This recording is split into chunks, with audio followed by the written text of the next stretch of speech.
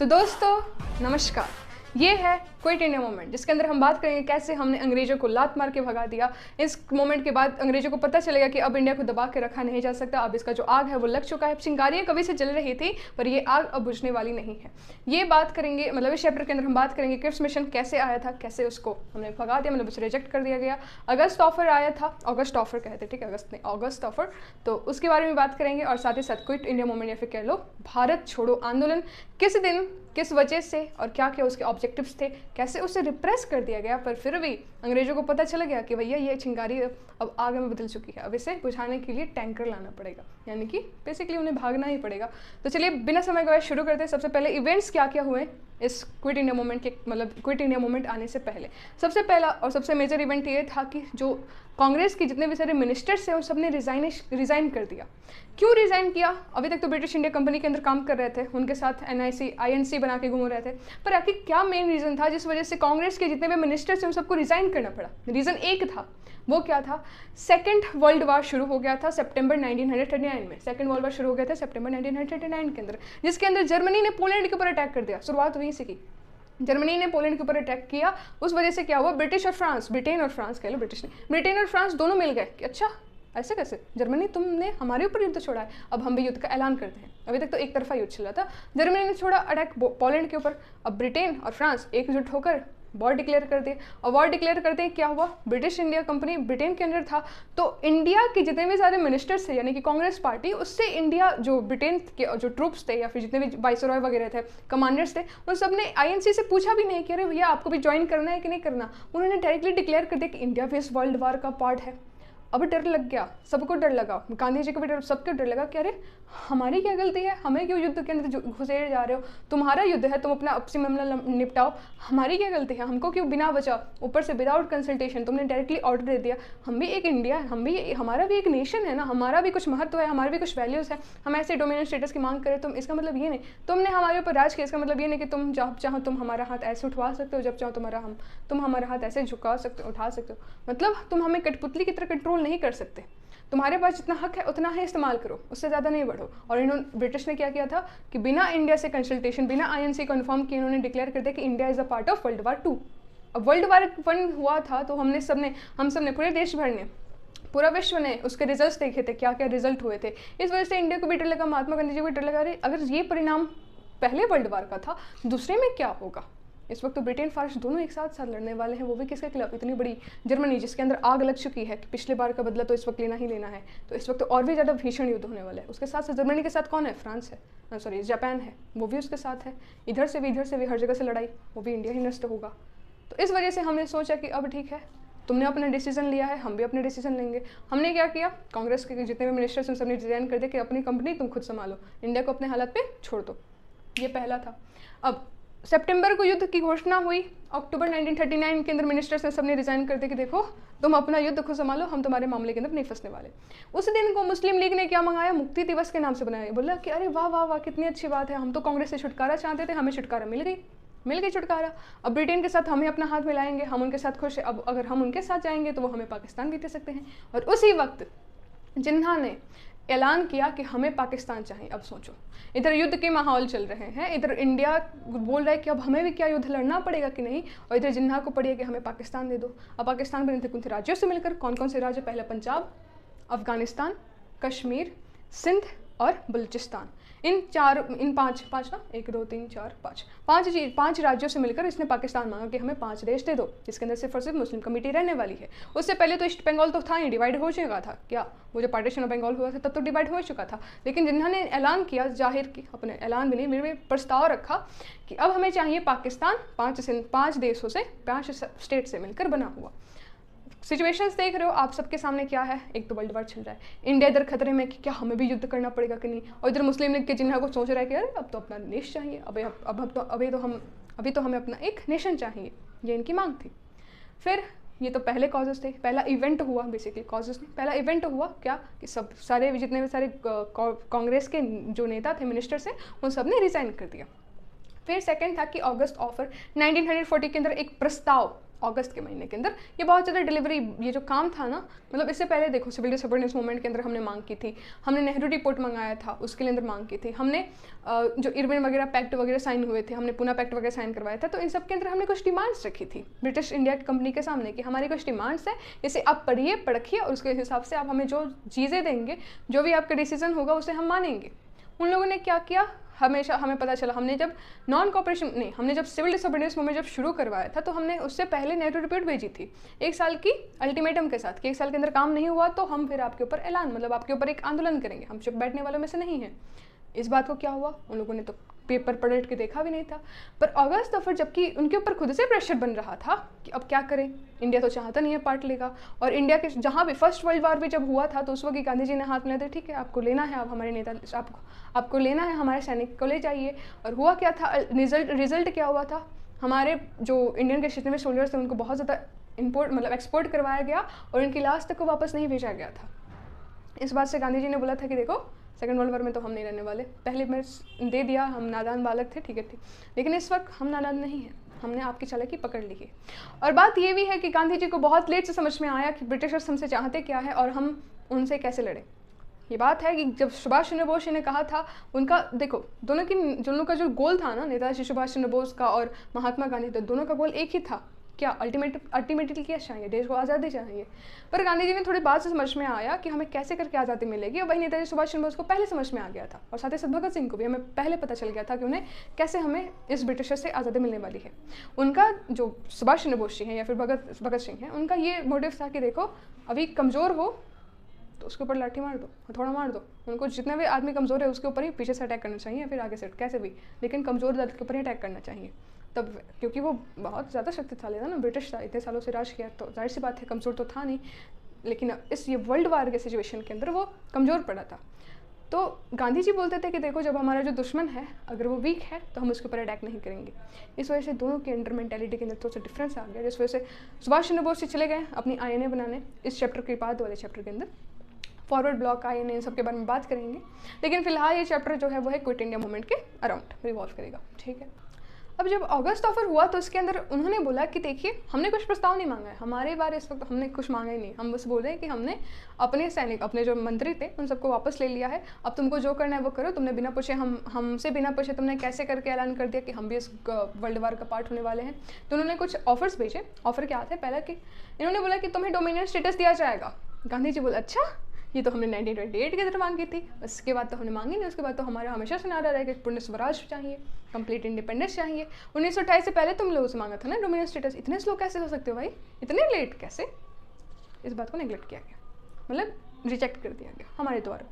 फिर इन्होंने बोला कि ये सब बेसिकली समझो अगस्त ऑफर क्या, एक तरफ से लालच है कि कैसे भी करके इंडिया हमारे झांसे में आ जाए, वो पार्ट वो हमारे जो वर्ल्ड वार है ना उसमें सपोर्ट करवाते, तो इसलिए उन्होंने कुछ लालच फेंका। तो लालच नंबर 1 डोमिनियन स्टेटस दिया जाएगा। गांधी जी ने बोला अच्छा 1928 में दे देते, हम बहुत खुश होते, क्या पता इस मतलब हम तुम्हारी मदद भी कर देते, पर तुमने क्या किया, नहीं दिया, बस बैठे चुपचाप बैठो। फिर नंबर 2 था वाइसरॉय बना, जो वाइसरॉय होगा ना इसके अंदर मेंबर्स, इंडियन मेंबर्स को हम बढ़ा देंगे। तो बोले कि अच्छा बढ़ा कर क्या करोगे, तुम बचोगे तो ना बढ़ाओगे, अभी तो वॉर चल रहा है, बढ़ाओ पहले बचो जाओ उसके बाद बढ़ाओ, तुम्हारे तो बचने की संभावना ही नहीं है, तुम बढ़ाने की बात करो। जर्मनी एग्रेसिव था, स्टार्टिंग में बहुत ज़्यादा एग्रेसिव था जर्मनी की एक गलती हुई जिस वजह से उसे हारना पड़ा, वो ओवर कॉन्फिडेंस था बेसिकली। इस कहानी के बारे में बात करेंगे जब वो फर्स्ट वर्ल्ड वार या फिर सेकंड वर्ल्ड वार का जब चैप्टर आएगा तब। फिलहाल यहाँ पे फोकस करते हैं। थर्ड ये था कि नेशनल गवर्नमेंट जो बनने वाली थी, हमने एक मांग की थी, आपको याद होगा पिछले चैप्टर्स के अंदर कि हमने मांग की थी कि हमारी अब नेशनल गवर्नमेंट बनेगी, ठीक है। हमने बहुत बड़ी सी मांग की थी कि हमें अब एक राष्ट्र गवर्नमेंट बनेगी, मतलब राष्ट्र गवर्नमेंट मतलब सरकारी, जो कि एक बड़े लेवल पे काम करे, सिर्फ इंडिया तक विद इन एम्पायर ना रहे, वो आउट ऑफ एम्पायर भी जाए, मतलब अपना खुद का ही डोमिनियन स्टेट, मतलब अपना खुद का ही गवर्नमेंट हो जो कि पूरे वर्ल्ड में भी अपने आप को रिप्रेजेंट करे, ब्रिटिश ईस्ट इंडिया कंपनी के तौर पे नहीं, इंडियन कंपनी के तौर पे, या फिर कह लो इंडियन नेशनल गवर्नमेंट के तौर पे खुद को रिप्रेजेंट करवाए।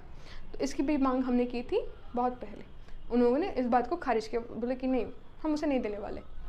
फिर जब ये पाकिस्तान का मांग हुआ था उसको तो बोला कि तुम रहने दो, उसकी तो जिक्र ही नहीं किया गया। तो इनके लालच कुछ फेंके गए थे, बेसिकली उनका यही था कि तुम डोमिनियन स्टेटस हम तुमको देंगे, और दूसरा ये कि हम आपको जो वॉइसरॉयज़ हैं इसके अंदर आपके जो मेंबर्स हैं उसे बढ़ा देंगे, ये पहला था। अब ये तो थे हमारे इवेंट्स कॉजेस पे आते हैं, क्या कॉजेस रहा, क्या कॉज रहा बेसिकली, जिस वजह से ये जो क्विट इंडिया मूवमेंट है वो बन गया, ये हुआ, ये आंदोलन लड़ा गया। पहला ये कि क्रिप्स मिशन 1942 के अंदर आया। इसके अंदर भी उन्होंने वही मांग की थी, डोमिनेंट स्टेटस की। अब ये क्रिप्स मिशन क्यों आया? अगस्त ऑफर भी तो आया था डोमिनेंट स्टेटस की मांग करते हुए, मैंने बताते हुए कि तुम्हें डोमिनेंट स्टेटस दिया जाएगा। जब हमने अगस्त ऑफर को नेग्लेक्ट कर दिया या फिर कह लो रिजेक्ट कर दिया, तो फिर अब देखो 1939 में वॉर शुरू हुआ है, 42 आने आते तक क्या हुई, ब्रिटेन की स्थिति खराब होने लगी। सारे कंट्रीज, अमेरिका वगैरह सब बोल रहे थे, यूरोपियंस कंट्री बोल रहे थे कि देखो यार इंडियन वाले को साथ में लो वरना तुम हार जाओगे। क्योंकि इधर से जापान आ रहा है, इधर से लड़ते लड़ते आ रहा है। यहाँ पर बात करेंगे जापान का थ्रेट्स, ठीक है, थ्रेट्स ऑफ जापान। तो वो जापान इधर से घुसे जा रहा था, इधर से, ठीक है, जापान इधर से घुसे जा रहा था, और इधर से जर्मनी वगैरह, फ्रांस वगैरह, रशिया वगैरह, ये सब तो हैं ही। ब्रिटेन बेचारा अकेला इंडिया को लेकर, इंडिया वाले बोले कि हम साथ ही नहीं देंगे, वो चुपचाप बैठे हैं। इधर लड़ाई हो रही है, इधर इंडिया के अंदर नजर घुमा कर देखो तो पता चलेगा शांति बैठे हैं, क्या ही कर सकते हैं, क्योंकि अभी तक तो हमने रिवॉल्ट या फिर रॉयट्स ये सब तो शुरू नहीं की। हम शांत बैठे थे, हम बोले थे कि हम बार में पार्टी नहीं लेंगे, हम अब अगर सोल्जर्स को भेजेंगे ही नहीं तो करे क्या, जाए तो जाएगा। इन्होंने ऑफर भेजा, लो तुम अपनाओ इस ऑफर को, तुम्हें डोमिनेंट स्टेटस दिया जा रहा है। हमने बोला कि नहीं, क्यों नहीं, क्योंकि हमने 1928 के अंदर मांगा था तुमसे डोमिनेंट स्टेटस, तो 1942 में आकर दे रहे हो, वो भी तुमने गारंटी नहीं दी है कि तुम दोगे कि नहीं, क्योंकि पहली बात तुम बचोगे तो ना दोगे, बचोगे ही नहीं शायद। फिर सेकंड पॉइंट था कि कंस्टिट्यूएंट असेंबली आपकी बनाई जाएगी। हमने तो सरकार की मांग की थी ना, कि जो कि पूरे नेशनल गवर्नमेंट, नेशनल लेवल के ऊपर, इंटरनेशनल लेवल के ऊपर खुद को रिप्रेजेंट करवा पाए। इन्होंने बोला कि हम तुम्हें कंस्टिट्यूएंट असेंबली के अंदर तुम्हें अपनी जो पार्लियामेंट है उससे स्थापित करने का मौका देंगे, ठीक। फिर इन्होंने बोला कि जो ब्रिटिश इंडिया कंपनी है, यानी कि ब्रिटिश इंडिया, और साथ ही साथ इंडिया के वो स्टेट्स जो कि नहीं चाहते कि वो हमारे साथ जुड़े, तो उनके ऊपर रहेगा। मतलब चाहो तो तुम इंडियन जो इन्होंने बेसिकली प्रस्ताव रखा कि हम एक इंडियन यूनियन बनाएंगे, ठीक है, इंडिया नहीं बनाएंगे, इंडियन यूनियन बनाएंगे, जिसके अंदर ब्रिटिश इंडिया कंपनी भी रहेगी और साथ ही साथ ये जो अपना इंडिया है वो भी रहेगा। इसके साथ साथ हम बात करेंगे कि जो भी पिछली स्टेट्स हैं जो कि नहीं चाहते कि इस कंपनी को ज्वाइन करें, इस यूनियन को ज्वाइन करें, वो फ्री है, वो चाहें तो अपने एक अलग से राज्य बना के रह सकते हैं, और चाहें तो हमारा सहयोग दे सकते हैं, हमारे साथ जुड़ सकते हैं। अब इससे फेलियर में बात करेंगे, वैसे वो बात क्या हुए थे, इसके कॉज, मतलब इसको फेल करने के क्या क्या कॉजेस हुए थे। फिर इन्होंने बोला कि जो भी बनेगा इंडियन स्टेट्स या फिर इंडियन यूनियन जो भी बनने वाला है, उसका हेड या फिर जो इसका जो हेड यानी कि किंग और क्वीन जो दोनों रहेंगे वो हमेशा वहीं ब्रिटेन वाले ही रहेंगे। मतलब फिर बेसिकली ये समझो कि घुमा फिरा के डोमिनेंट स्टेटस की बात हो रही है।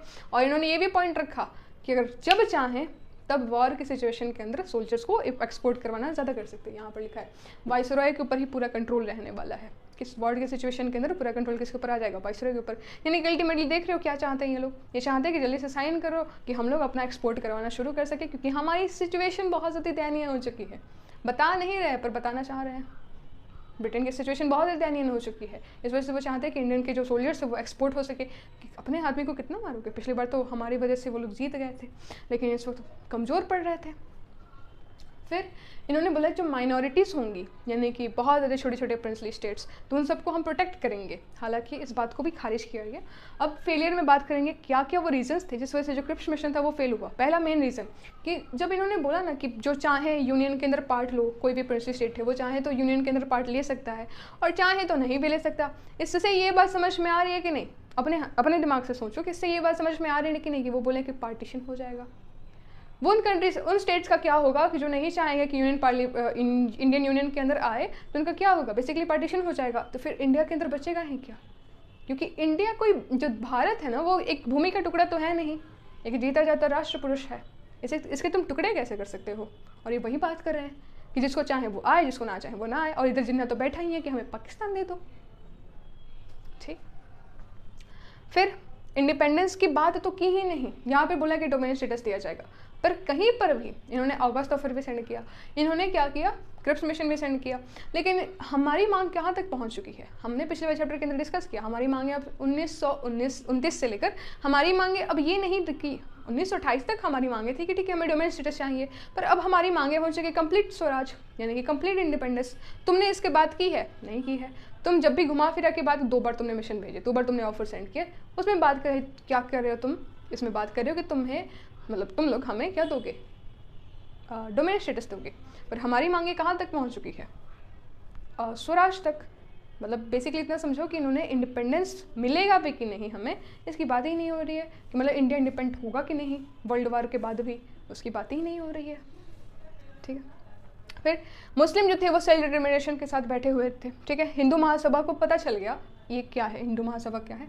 जैसे कांग्रेस थी वैसे एक और पार्टी थी हिंदू महासभा, तो उसे भी पता चल गया था कि देखो यार ये जो भी कह रहे हैं ना उसका सिंपल से एक ही मतलब है कि हमें पार्टीशन करवाना पड़ेगा, पार्टीशन की बात ही हो रही है। फिर ये जो आम नागरिक थे जैसे कि एंग्लो इंडियंस हो गए, इंडियन क्रिश्चियंस हो गए, मुस्लिम्स हो गए, इन सब की तो बात ही नहीं की जा रही थी, बात हो रही थी सिर्फ पार्टीज की। मैंने आम नागरिक को इन लोगों ने क्या किया, नेगलेक्ट कर दिया था।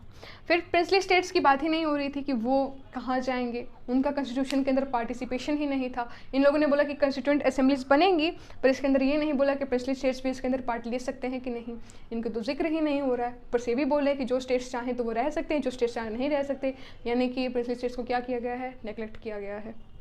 फिर गांधी जी को ये पता चला, लेट ही लेती तो सही पर देर से आए पर दुरुस्त आए, यही वाला हाल है। इन्हें पता चला कि ये देखो यार ये क्या है, एक पोस्ट डेटेड चेक है ऑन अ फॉलिंग बैंक, माने तिनके को नाव का सहारा है, सॉरी डूबते को नाव का सहारा है, ऐसे वाली सिचुएशन इनके सामने आ चुकी है। और दो ये पॉइंट आप याद मत रखो अभी के लिए, पर एक बात है, ये जो क्वेश्चन है कि post dated cheque on a falling bank, ये एक यूपीएससी का क्वेश्चन आ चुका है, समझ सकते हो। फिर कांग्रेस ने बोला कि जो हमने नेशनल गवर्नमेंट बनाने की बात की थी उसका तो तुमने जिक्र ही नहीं किया है, तो हम कैसे मान लें कि तुम उसके बाद हमें रहने दोगे कि नहीं। हो सकता है कि तुम जीत जाओ, हमसे काम निपटवा लो, उसके बाद फिर तुम खुद में लापता हो जाओ, जैसे कि अभी तक हो चुके हो। फर्स्ट वर्ल्ड वॉर हुआ, उसके अंदर यूज़ किया, उसके बाद फिर छोड़ दिया हमें। फिर सेकंड वर्ल्ड वॉर है, फिर यूज़ करोगे, फिर छोड़ दोगे, तो ऐसे कैसे चलेगा, बहुत हो गया। फिर जापानीज़ का भी डर होने लगा, किसके ऊपर, ब्रिटिशर्स के ऊपर, उनके ऊपर प्रेशर बढ़ना शुरू हो गया। कैसे हुआ देखो, जापान ने बुर्मा के अंदर अटैक कर दिया था, उसके बाद अब असम के अंदर इन्वेड करने वाले थे। अब असम के अंदर इन्वेड करते तो खतरा किसके ऊपर पड़ रहा है, इंडिया के ऊपर पड़ रहा है। तो मतलब गांधी जी को ये भी पता चला गया कि अब इनको नहीं भगाया गया तो फिर क्या हो गया, जापान ऑटोमेटिकली हमारे ऊपर हमला करेगा। क्यों करेगा, क्योंकि इंडिया भी अभी ब्रिटेन का पार्ट है, तो हम लोग फंस चुके हैं पूरी तरह से। ये बात अगर उनको पहले समझ में आ जाती तो ऐसी नौबत नहीं आती, पर कोई बात नहीं, देर है दुरुस्त है। अब ब्रिटिश को हमें पता चलेगा कि जो ब्रिटिश है अगर वो हमारे अंडर है तो मतलब समझ लो हमारे लिए ऑटोमेटिकली ये बहुत बड़ा एक खतरा है। फिर हमने बोला कि देखो अब हमको हमारे हालात पे छोड़ दो, अब जो होगा वो हमारे ऊपर वाला संभाल लेगा, हम तुमसे बस इतना चाहते कि तुम हमें आज़ादी दे दो फ़िलहाल अभी के लिए, वरना जापान इधर से घुसा तो फिर हम सब जाएंगे। जो चाहा जितना वे सारा सेक्रीफाइसेस हम सब ने दिया, फर्स्ट दो मोमेंट्स निकाल कर, उन सब व्यर्थ हो जाएगा, पूरी की पूरी दुनिया नष्ट हो जाएगी, बेसिकली ये देश नष्ट हो जाएगा। अगर सोचो जापान इन्वेड कर देता, यहाँ पर आम नागरिक मरते बिना बात के, हमने तो भैया पार्टिसिपेट भी नहीं किया, हम तो 1939 के अंदर ही हाथ सब कुछ खड़े करके बैठे कि हम तो इस वर्ल्ड वार का पार्ट ही नहीं है। और जापान आता इसके अंदर इन्वेड कर देता तो फिर क्या होता, बेवजह हम लोग भी इस वर्ल्ड वार के पार्टिसिपेशन में आ जाते, ठीक है। फिर गांधी जी को अब के यहाँ तक बातें समझ में आ गई, ये एक फेलियर था। अब यहाँ से शुरू हुआ क्विट इंडिया मूवमेंट। कब हुआ था, 8 अगस्त 1942 के अंदर गांधी जी बॉम्बे के अंदर थे। बॉम्बे के अंदर उन्होंने एक बहुत बड़ी सी भीड़ को, समझो पूरा का पूरा बहुत ज़्यादा बहुत भयंकर सा एक क्राउड आया था, उसके अंदर गांधी जी ने मैसेज दिया था सभी लोगों को। इन्होंने आदेश दिए थे स्टूडेंट्स के लिए अलग से नेशन, मतलब अलग से उनके स्टूडेंट्स को उन्होंने अलग ऑर्डर दिए थे, जो जैसे पुलिस वाले थे उन लोगों को अलग से ऑर्डर दिए थे, जो मर्चेंट्स थे उन्हें अलग से ऑर्डर दिए थे, सभी लोगों को अलग अलग से ऑर्डर दिए थे। इन्होंने हर वक्त बोला था, जैसे पिछले सारे जितने भी नॉन कॉपरेशन मूवमेंट हो कि जितने भी तुम्हारी सरकारी नौकरी कर रहे हो छोड़ दो, त्याग दो, कोर्ट में जा रहे हो छोड़ दो, लेकिन इस वक्त इन्होंने बोला कि तुम छोड़ो मत, तुम उनके अंदर ही रहो, लेकिन पर तुम उनके विपरीत काम करो, उनके जस्ट अगेंस्ट काम करो। अगर वो बोले कि पैक बजाओ तो तुम बोला पुई, समझे, सिंपल से। उन्होंने बोला ए लिखो कैपिटल ए तो तुम लिखोगे छोटा वाला है, ऐसा मतलब जस्ट उनके अपोजिट काम करना शुरू कर दो। फिर इन्होंने एक बहुत बड़ा सा मोटिव छोड़ा कि अब तुम्हारे पास एक ही सिचुएशन आ चुकी है, डू और डाई की। और इससे रिलेटेड मैंने पिछले वाली वीडियो में बात किया है कि गांधी जी ने ये तक बोल दिया था कि ये जो बच्चे हैं, ये जो यूथ हैं, अगर वो पढ़ाई अपनी छोड़ रहे हैं तो सिर्फ एक ही मोटिव से कि जब तक भारत को आज़ादी नहीं मिलेगी तब तक वो वापस स्कूल नहीं जाएंगे। तो बच्चे ने शपथ खा ली कि अब तो भारत को आज़ादी दिलवा के ही रहेंगे, इसके बिना हम लोग स्कूल नहीं जाएंगे। तो अब गांधी जी को कहा जाता है कि वो तो नॉन वायलेंस के एकदम पुजारी थे, सत्याग्रह हमेशा चलाते थे, अहिंसावादी थे, तो इनके मुख से ये डू और डाई वाले जो वचन है वो शोभा नहीं देते। तो इसके लिए एक और पॉइंट है कि जो गांधी जी है ना, तो उनकी आइडियोलॉजी क्या है, इनकी एक बात है कि मैं जहाँ पर भी ज़रूरत होगी वहाँ पर अहिंसा का साथ दूंगा, पर इसका मतलब ये नहीं कि मैं कायर हूँ। यहाँ पर जो भी बातें अगर उन्होंने की वो ये दर्शाता है कि वो पुरुष थे, वो महात्मा, वो कायर तो नहीं थे, इतनी बात तो है। क्योंकि अगर वो कायर होते तो ये जो डोमिनेंट स्टेटस या फिर जो क्रिप्स मिशन, जितने भी मिशंस आए, ऑगस्ट ऑफर आए, वो एक्सेप्ट कर लिए होते कि ठीक है डोमिनेंट स्टेटस तो कम से कम मिल रहा है ना। पर यहाँ पर इन्होंने बात की कि नहीं, जब मांगा था तब मैंने नहीं दिया, अब नहीं मांग रहे तो फिर दोकर क्या ही फ़ायदा। अब तो हमारी डिमांड ही ऊपर हो चुकी है ना, हाई हो चुकी है। तो इसका मतलब ये नहीं कि गांधी जी कायर थे। हाँ, भले उनके आइडियल, उनकी बहुत बार में उनको समझ में आया कि जो नेताजी सुभाष चंद्र बोस कह कर गए, जो भगत सिंह जैसे महान युवा, उनका जो बलिदान था वो व्यर्थ जब उस वक्त गया था, उसकी नाव को अब पकड़ने का समय आ चुका है। उनकी जो डूबती हुई नाव को अब सहारा देने का समय आ चुका है। अब इनको भी रियलाइज़ हो गया कि ये तो ऐसे अब चुप रहने वाले नहीं हैं। अगर मैं आज दब गया तो जाहिर सी बात है ब्रिटिश हमारे ऊपर और भी ज़्यादा सालों तक हुकूमत करने वाले हैं। समझे? तो इनका एक बहुत अच्छा सा डायलॉग है, डायलॉग नहीं, स्लोगन है कि डू और डाउ, यानी कि डाई, यानी कि करो या फिर मरो। तुम्हें करना है, यानी कि तुम्हें लड़ना है ब्रिटिशर्स के खिलाफ, और अगर तुम नहीं लड़ सकते, यानी कि तुम उनके खिलाफ जाकर, मतलब उनके साथ जाकर तुम अपने देश की गुलामी मंजूर करना चाहते हो, तो इससे बेहतर तो ये होगा कि तुम खुद को मार डालो। समझे? फिर उसी दिन रात को 12 बजे के करीब गांधी जी और साथ ही साथ जितने भी सारे महान नेता थे जो इस मोमेंट को गाइड करने वाले थे, उन सबको अरेस्ट कर लिया गया। कि ना ही अगले दिन जितनी सारी जो मास है वो सब इकट्ठा हो चुकी है, वो और भी सारे लोगों को बुलाकर, यहाँ पर ही इतने सारी इकट्ठा हो चुकी हैं तो बाद में कितने ज़्यादा आएंगे, तो उन सबको बुलाकर ये एक बहुत बड़ा समास मोमेंट ना निकाले, क्योंकि ब्रिटिशर्स उधर तो लड़ने में व्यस्त है और इधर इन्होंने नया नाटक शुरू करवा रखा है। तो फिर उन्होंने गांधी जी और साथ ही साथ इनके साथ साथ जितने भी सारे बड़े बड़े नेता थे उन सबको अरेस्ट कर लिया। फिर भी एक बात ये थी कि गांधी जी ने उसी दिन सबको अपना अपना डायरेक्शन दे दिया था कि जो तुम स्टूडेंट्स हो तो तुम ये काम करोगे, तुम लॉयर हो तो तुम ये काम करोगे, तुम मर्चेंट हो तो तुम ये काम करोगे, तुम एक पुलिस वाले हो और नहीं चाहते कि हमारा देश गुलामी की जंजीरों के अंदर ही बंधा रहे, तुम ये काम करोगे। सबके काम डिवाइड कर चुके थे। तो फिर भी अगले दिन जब भीड़ इकट्ठा हुई, गांधी जी को सर्च की, पता चला गांधी जी तो है नहीं, वो तो नज़रबंद हो चुके हैं। इनको अरेस्ट नहीं, इनको बेसिकली नज़रबंद किया गया था। मतलब एक महल था, उसके अंदर इन्हें छुपा के रखा गया था और बाकी सारे जितने भी सारे नेता थे उन सबको गिरफ्तार कर लिया गया था।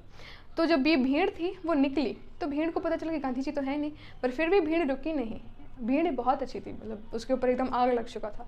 भीड़ ने बोला कि कोई बात नहीं ना, गांधी जी नहीं है, पर कल के वचन तो उनके याद है ना, हमको हमारा जो कार्य दिया गया था वो तो हमें याद है, हमें उसको बस पालन करना है। तो अब जो भीड़ है वो सर्च में निकली कि हर एक कस्बे में, हर एक कॉलोनी में, हर एक सोसाइटी के अंदर कोई भी एक ऐसा युवा, कोई भी एक ऐसा आदमी जिसकी जो आइडियोलॉजी है वो गांधी जी के संग मैच खाती है, तो बस हमें उसको अपना गुरु बना लेना है, उसी के साथ साथ हमें चल देना है। तो वैसे ही कुछ महान नेताओं के बारे में, जैसे उनसे तो गांधी जी और उनके साथ जितने भी सारे महान नेता, बड़े बड़े नेता थे, उनके सामने भले ये छोटे हैं, पर यही वो नेता लोग थे, यही वो लोग थे जिनके कारण ये जो क्विट इंडिया मूवमेंट था वो गांधी जी के बिना भी एक सक्सेसफुल मास मूवमेंट के तौर पर रहा था। उनके नाम है कुछ इस प्रकार से: अच्युतराव पटवर्धन, जयप्रकाश नारायण, राम मनोहर लोहिया, अरुमा असफ अली और नाना पटेल। ये कुछ नेताओं के नाम हैं। इनके जैसे ही बहुत ज़्यादा नेता थे। इन सबके मार्गदर्शन पे इस भीड़, इस जो मास मूवमेंट था, एक बहुत बड़ा रूप लिया। बहुत ज़्यादा प्रोटेस्ट हुए, साइलेंट साथ साथ वायलेंट, दोनों तरह के प्रोटेस्ट हुए थे। जहाँ पर नेसेसरी था वहाँ पे वायलेंस का भी इस्तेमाल किया जाता था। पत्थर फेंके गए, रायोट्स हुए, बैकफायर हुआ, बहुत चीज़ें हुई। फिर वायलेंट प्रोटेस्ट के अंदर 10,000 से करीब, 10,000 से भी ज़्यादा लोगों की मृत्यु हो गई थी। इनको इंजर्ड कर लिया गया, क्योंकि उधर ब्रिटिशर्स भी तो हैं, ऐसे तो है नहीं कि वो खाली बैठे हैं। तो वो लोग चुपचाप बैठे नहीं, उन लोगों ने भी सप्रेस करने की पूरी कोशिश की थी। गवर्नमेंट ने सप्रेस करने की पूरी कोशिश की। कैसे की? तो बॉम्ब फेंके, फायर किया, गोलियाँ बटी, लाठी चार्ज हुए, 60,000 से भी ज़्यादा लोगों को पकड़ के जेल के अंदर डाल दिया गया। तो सोचो इतनी ज़्यादा भीड़ आई थी, जिसमें से 60,000 लोगों को, तो 10,000 लोगों से भी ज़्यादा लोग तो मर गए, इंजर्ड हो गए। बचे खुचे 60,000, उनसे ज़्यादा लोगों को जेल में भेज दिया गया, अरेस्ट कर लिया गया। टैक्सेस बढ़ा दिए, जो नहीं दे रहे थे उनके ऊपर टैक्सेस बढ़ा दे रहे थे। अच्छा, और टैक्सेस नहीं तो प्रॉपर्टी जब्त, कोई काम नहीं है इनके पास। लेकिन अंततः वो लोग हमें सप्रेस करने के अंदर कामयाब हो चुके। कोई बात नहीं, पर इससे कुछ इम्पैक्ट भी हुआ था। इम्पैक्ट क्या था कि कंट्री को, इस जो भारत था ना, उसे पता चल गया था कि अरे हमारी कैपेसिटी तो बहुत ज़्यादा है, हमने तो ब्रिटिशर्स को एकदम तबाह करके रख दिया। क्योंकि देखो, अगर तुमने एक बार, मान लो तुम 40% लाते, तुम एक एवरेज स्टूडेंट हो, तो अगर तुमने मेहनत करके 60% ला दिया ना, तो तुम्हारा कॉन्फिडेंस हाइक हो जाएगा। अरे अगर मैंने को हमेशा से लगा था कि मैं एक 40% वाला ही हूँ, पर मैं आज 60 लाया हूँ। अगर मैं मेहनत करूँगा तो मैं 80 तक भी पहुँच सकता हूँ, और अगर थोड़ा और मेहनत करूँगा तो 90। देखो यार, मार्क्स बेसिकली क्या है, नंबर्स हैं, कोई मैटर नहीं करता। पर फॉर एग्जांपल मैं बता रही हूँ कि अगर मान लो जो भीड़ थी इसको अपनी कैपेसिटी पता चल चुकी है, बहुत ज़्यादा कैपेसिटी है, भले यहाँ पे गांधी जी का मार्गदर्शन नहीं था, पर उनके बिना भी हमने इतना ज़्यादा उखाड़ कबाड़ दिया, अंग्रेज हमसे डर गए थे कि इनकी भीड़, हमारी भीड़ के सामने वो तो कुछ है ही नहीं, उनको जब चाहे हम निपटा सकते हैं। अगेंस्ट अब ब्रिटिशर्स को भी ये पता चल गया था कि देखो, इंडिया वालों के विश के बिना तो कुछ हो ही नहीं सकता। उन लोगों ने जब तक हमारा सहयोग दिया तब तक हम ठीक ठाक थे, अब यहाँ पे हमारे अगेंस्ट खड़े हैं तो देख लो हमारी नौबत क्या आ चुकी है। उधर हम लोग हारे जा रहे हैं, इधर भी ये लोग नाटक मचाए जा रहे हैं। मास अपराइजिंग हुआ बहुत ज़्यादा, ये पहली बार नहीं है, जब भी मूवमेंट चला है उसमें हमें पता चला है कि मास अपराइजिंग हर बार होती है। नॉन कॉपरेशन मूवमेंट में, सिविल डिसोबेशन मूवमेंट में भी हुआ, बहुत सारे मूवमेंट्स हुए जिसके अंदर हमें ये तो पता चल गया था कि मास अपराइजिंग तो है, पर ये अब अंतिम लड़ाई चल रही थी। 1942 का दौर चल रहा था, 47 के अंदर आज़ादी मिल गई थी, बेसिकली 45 के अंदर ही मिल गई थी, 47 के अंदर वो छोड़ के भागे थे, 2 साल तक यहीं पर रहे थे, पर असली आज़ादी तो हमें 45 में मिल गई थी, 1945 के अंदर। उसकी कहानी बाद में, पार्टीशन जब हुआ, पाकिस्तान बना जिन्हान की वजह से, ये सारी बातें अभी बाकी हैं। अभी 2 चैप्टर्स पूरी डेडिकेटेडली इंडिया के ऊपर हैं, उसके बाद ही वो first world war, second world war, Nazism, ये सब नाजी बचा है। फिर जयप्रकाश नारायण, जहाँ जिनकी चर्चा यहाँ पर हुई है, उन्हें एक हीरो की तरफ देखा गया कि मतलब वो दूसरे परछाई कह लो, गांधी जी की दूसरी, मतलब होता है ना शैडो, उनके जैसे थे। इनके नेतृत्व में ये जो बहुत बड़ा सा एक मोमेंट के रूप में ये सामने, मतलब ये प्रेजेंट हुआ था सबकी, पूरी दुनिया के सामने। फिर लेकिन जैसे इन सबको सप्रेस कर दिया गया तो उसके कुछ 1 साल तक पूरे कोई भी पॉलिटिकल एक्टिविटीज़ नहीं हुई थी, क्योंकि गांधी जी को अभी तक रिहा नहीं किया गया, वो अभी तक नज़रबंद थे, और जितने सारे नेता जिनको घुसाया गया था जेल के अंदर, उन्हें अभी तक रिहा नहीं किया गया था, क्योंकि वो उधर खुद लड़े जा रहे हैं, उनकी हालत बहुत ज़्यादा दयनीय है। तो वो रिस्क नहीं ले रहे थे कि क्या पता अगर इन्हें निकाल दिया, इन्हें छोड़ दिया अकेला, तो हो सकता है ये लोग फिर से गठबंधन करके एक नया मूवमेंट लॉन्च करते। So this is the end of the video. यहाँ पे ये जो चैप्टर है क्विट इंडिया मूवमेंट, ये कंप्लीट हो गया। वीडियो थोड़ी सी लंबी है, पर कोई बात नहीं, 1.5 पे आराम से समझ में आ जाने वाली है। और नोट्स आपको पता है कहाँ पे मिल जाएंगे, और आई होप आपको ये वीडियो समझ में आई होगी। पहली बात तो ये कि समझ में आना बहुत ज़्यादा ज़रूरी बात है, उसके बाद कोई भी चीज़ें आती हैं। तो thank you for watching this video, stay connected.